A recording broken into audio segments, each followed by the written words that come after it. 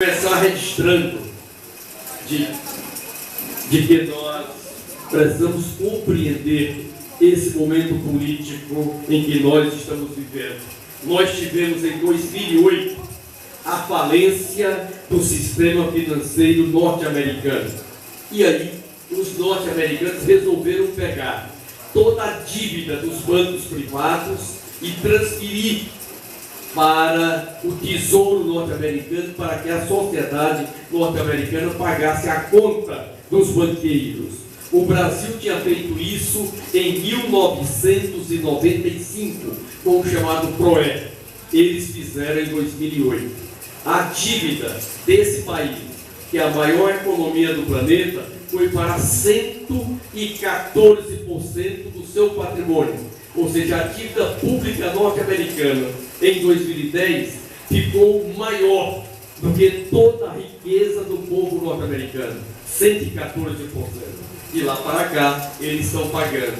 Esse processo, em seguida, contaminou todo o mercado comum europeu, que são 35 países que se uniram para desenvolver a sua economia. É um grande centro consumidor, porque eles já atenderam muitos serviços básicos, e em face dessa postura norte-americana e do mercado comum europeu, vários países do entorno quebraram, que é a consequência agora desse processo migratório, ou seja, do norte da África, da Ásia, do Oriente Médio, aquela região ali.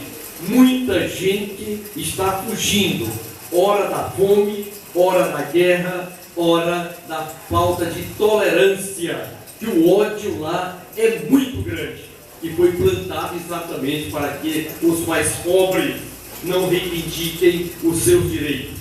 Nós assistimos nessa semana uma cena, uma fotografia que, por menos sensibilidade que você tem, te deixa muito chocado.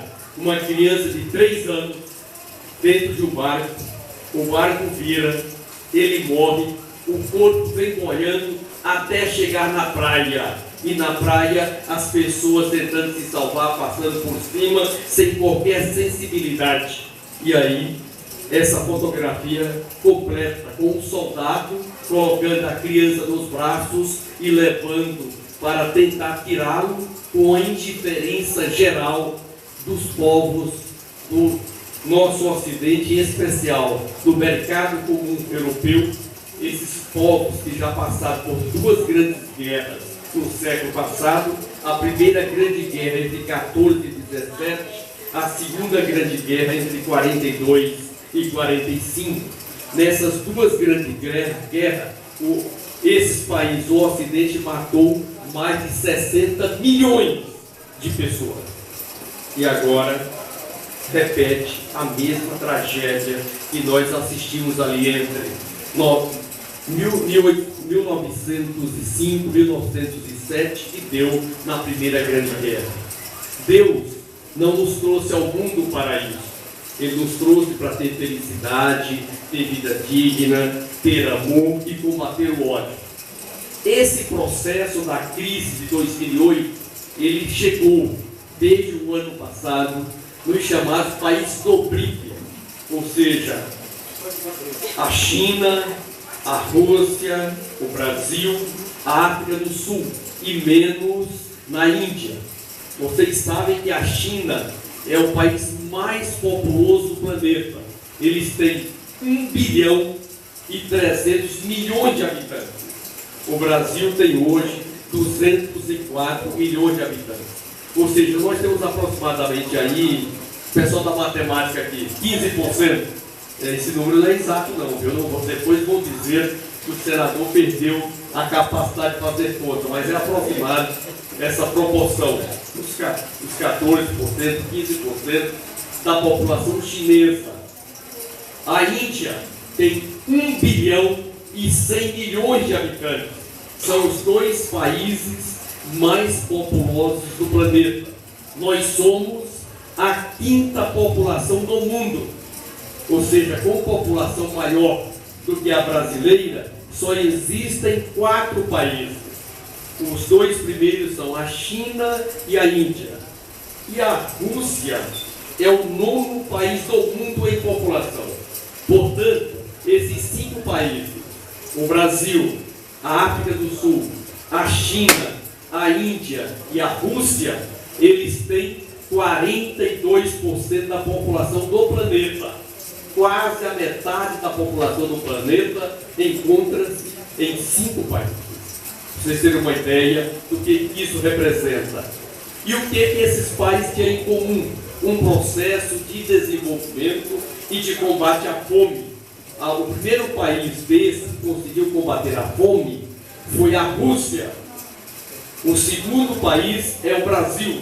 O Brasil cumpriu as suas metas firmadas com as organizações internacionais em 2012, combatendo a fome.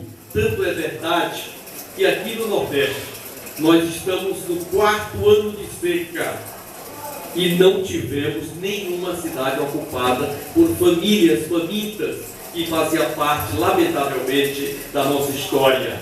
Nós tivemos, ao longo desse período, várias cidades ocupadas aqui na região norte. Não era diferente, Fortaleza, o Cariri, o semiárido nordestino. Portanto, fazia parte da nossa cultura, mas com a política decidida pelo melhor e maior presidente de toda a história, que é Luiz Inácio Lula da Silva, nós conseguimos superar isso. Nós temos um problema gravíssimo no Nordeste, no semiárido, é o abastecimento de água. Esse projeto de abastecimento de água, ele começou a ser construído no Segundo Império, com Dom Pedro II, em 1847. Tivemos ali uma grande seca, e a seca faz parte da nossa realidade. Nós é que precisamos conviver com a seca. Esse processo, já tivemos até bispo fazendo greve de fome para não trazer as águas do São Francisco para o chamado Nordeste Setentrional. Dom Cássio, em 2004, fez 29 dias de greve de fome para que a água não viesse para cá. Filho de Deus, representante de Deus na terra, mas com um coração muito pequeno. Pois o Lula, enfrentando tudo isso, resolveu colocar na sua agenda e não colocou na campanha eleitoral de 2002. Isso ele tomou a decisão em 2004. Ele dizia: minha mãe carregava lata d'água na cabeça. Nós só tomávamos banho uma vez por semana, no domingo pela manhã, para ir à missa com nossa mãe. E nós passávamos muita sede. Eu tive o privilégio de ser eleito presidente do Brasil. Eu vou resolver esse problema do abastecimento de água, de convivência com a seca. Começa ali, convoca o Exército Brasileiro para identificar os proprietários, os poceiros da terra, ao longo dos 2 canais.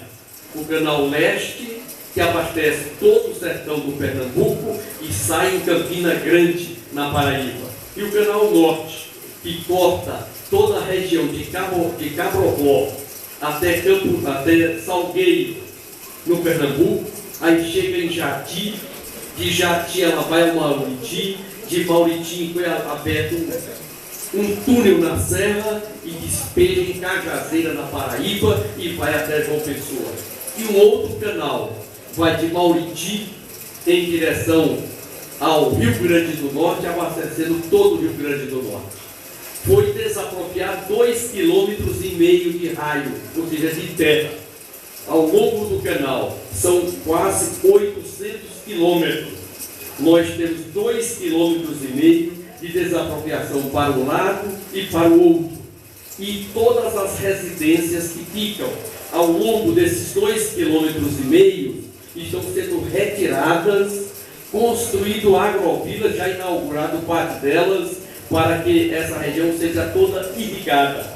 Nós queremos fazer 2 grandes rios Nilo no Brasil. Um em torno do canal norte e o outro em torno do canal oeste. É por isso que ele teve o cuidado de fazer a desapropriação. Grande parte dessas terras não tinha escritura. Aí ele determinou a Justiça Federal, para superar as questões locais, que fizesse a certificação de quem é o proprietário, de quem é o conselho, de quem é o herdeiro, e pagasse a indenização da terra nua e das benfeitorias sobre a terra. Esse processo foi todo já concluído. E nós tínhamos a resistência dos estados de Alagoas, Sergipe, Bahia e Minas Gerais, dizendo que só poderia doar a água se nós fizéssemos um processo de revitalização do Rio São Francisco, com plantio de matas ciliares, com saneamento básico de todas as cidades que são ribeirinhas do Rio São Francisco, para não contaminar as águas. Esse processo está muito adiantado. E agora, no final de agosto, foram ligadas as duas bombas elevatórias da primeira fase, que fica na beira do Rio São Francisco. A mais importante é a nossa, do eixo norte. Por isso, nós fizemos questão de dar visibilidade mais à da região norte, porque é ela que vai beneficiar 12 milhões de pessoas. Desses 12 milhões, 8 milhões e 900 vivem no nosso estado, o estado do Ceará. Ou seja, o estado do Ceará será o estado mais beneficiado com as águas. Essa primeira faixa em que a água foi posta, ela, ao fazer o bombeamento, tem uma primeira grande barragem. A água cai nessa barragem. Depois tem 49 quilômetros já pronto. Cai numa segunda barragem. Nessa segunda barragem tem uma outra elevatória. E aí joga no canal e vem até a cidade de Jati, já aqui no estado do Ceará. A barragem do Jati está com 82% pronta. Até dezembro agora, janeiro de 2016, ela fica pronta. E aí a água vem até a barragem do Jati. Ali chegando, ela cai dentro do Rio Salgado, abastece a barragem do Oroz, da barragem do Oroz, vem para a barragem do Castanhão, e da barragem do Castanhão pega o cinturão das águas, que vem até Calcaia, e o trecho de Calcaia a Pecém está sendo feito. Portanto, a água chegando em Jati para o Ceará, ela vem por gravidade, como nós dizemos, vem por leito dos rios, e nos dá uma segurança muito grande. Todo o estado, todo o país, para se desenvolver, ele precisa de 4 grandes instrumentos. Um instrumento é o seu povo. E o Nordeste e o Ceará tem o povo mais criativo do mundo. Nós temos cearenses em todos os países do mundo. E tem uma piada que eu vou aproveitar aqui, Adair, para contar. Dizem que quem chegou primeiro à Lua foram os russos. Uma meia hora depois chegaram os norte-americanos. Só que o norte-americano é mais sabido e é aquele bicho que não gosta muito de trabalhar, mas gosta de se apropriar do que a gente desenvolve, que a gente chama de patente. E ele desceu da nave já com a bandeira norte-americana. Aí o russo, que estava já em terra, correu e entrou na nave para pegar a bandeira russa. Quando ele foi bater a bandeira russa no solo, a norte-americana já estava fixada. É por isso que eles dizem que os norte-americanos chegaram na Lua primeiro que os russos, mas não é verdade. E dizem que nesse dia, como sempre lá, faz muito calor. Aí depois eles viram um vulto muito longe. O vulto foi se aproximando e foi dizendo: olha a água, olha a água. Era um cearense vendendo água na Lua antes dos russos e norte-americanos lá chegarem.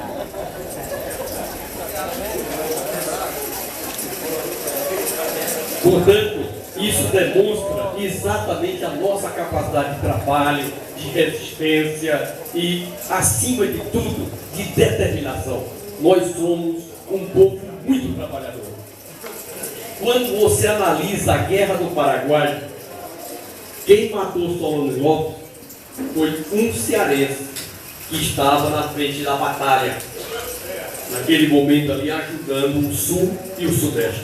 Portanto, se você vai para a Segunda Grande Guerra, nós tivemos centenas de milhares de cearenses ali ajudando, particularmente os italianos, a expulsar os alemães. E aí você tem, em todos os momentos da nossa história, a presença de cearenses na linha de frente. E é por isso que paulista não gosta muito de nós, porque nós trabalhamos, mas queremos também ter vida digna para a nossa família. E o São Francisco é parte deste processo.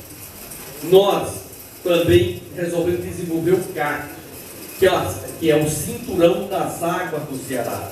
Ele nasce em Jati, com as águas do São Francisco. O primeiro trecho vai até Antonina do Norte, ali no Cariri, em cima da serra. Essa parte está sendo feita e queremos entregá-la em fevereiro de 17. Esta é a programação. A segunda parte é a mais importante do Ceará, que vai de Antonina do Norte até uma barragem chamada Arneiroz 2, na cidade de Arneiroz. A partir dali, nascem 3 rios. O rio Poti, que vai até Crateús e depois vai para o Piauí.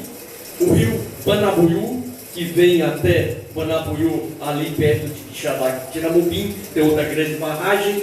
E o rio Jaguaribe, que uma parte vai para desce um braço por Oroz e outro braço direto para o Jaguaribe, vindo para o Castanhão. Mas tem uma pequena serrote que você abrindo, essa água vai cair dentro da barragem do Truçu, que fica em Iguatu. Portanto, você pega a região mais seca do Ceará e você leva a água para 3 grandes barragens: Truçu, Banabuiú e Fronteira, que está sendo desenvolvida lá em Crateús. De Crateús vai ser feito um outro ramal, contornando aqui a ponta da Serra do Ipu, e vai cair dentro do rio Acaraú. E aí é exatamente a afluente aqui da nossa Guaíras que vai para o Acaraú, que será canal de passagem.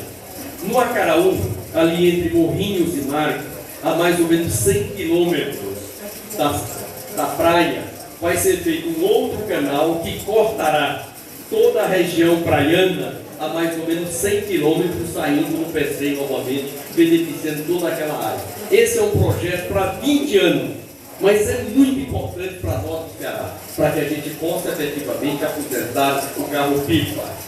Os ricos jamais fariam um projeto desse, porque o nosso juazeirense, Padre Cícero, quando ele começou a fazer as suas pregações, a primeira grande luta dele foi quebrar os cadeados dos olhos d'água, em que o coronel da região mantinha a água presa para que as pessoas dependessem deste coronel.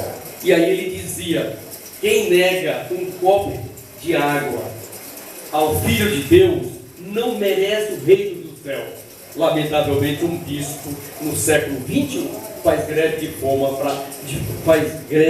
fome para que a água não viesse. Mas foi uma ave isolada, uma andorinha isolada, e o projeto está muito adiantado.